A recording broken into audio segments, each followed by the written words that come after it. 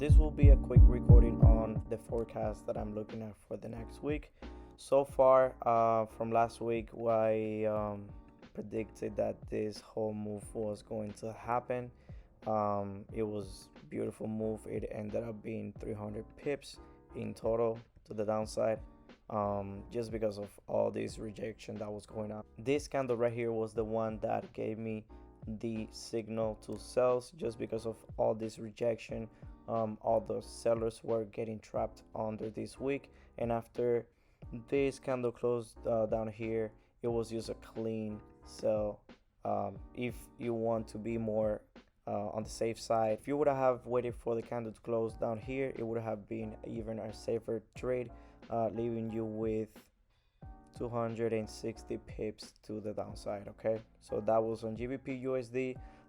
What I'm looking forward this week on might be a quick retest on this area right here. It may be a quick drop again, but let's just wait because of the war that happened.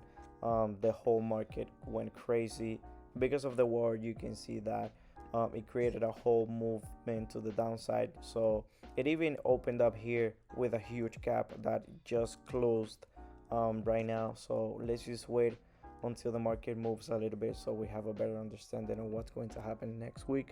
Just like GBP USD, GBP JPY stands on the same plate. I'm just waiting for the market to get rejected either on this area or even right here around this area. Okay, so let's just wait. The market is still moving. It's Monday, so don't expect for the market to go fast right now as we speak. Okay, so a little bit of gold. I'm not trading it just because I don't know where gold is going right now. Okay, so I already called this straight out and it was just perfect. I think I closed up here to 155 pips and it ended up being close to 700 pips just because of the attack on Russia.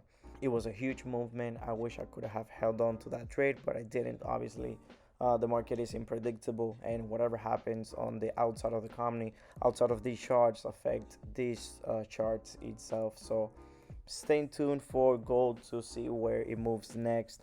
Already spoke about this pair. For USD JPY, I'm not looking for anything in specific. Okay, so far I know that this market is heading to the downside. Okay, so you can see here that this was the highest high that USD JPY was on, and then it couldn't break above this area right here, so it ended up being a sales market. So far I don't know where is it heading. I don't know if it's going up or down. I'm just waiting on this one. So traders, this has been Johnny. I hope you guys like this video. Share it if you like it. If you think that it was useful, you can like it and share it to another person. I'll see you guys on the next one. Peace.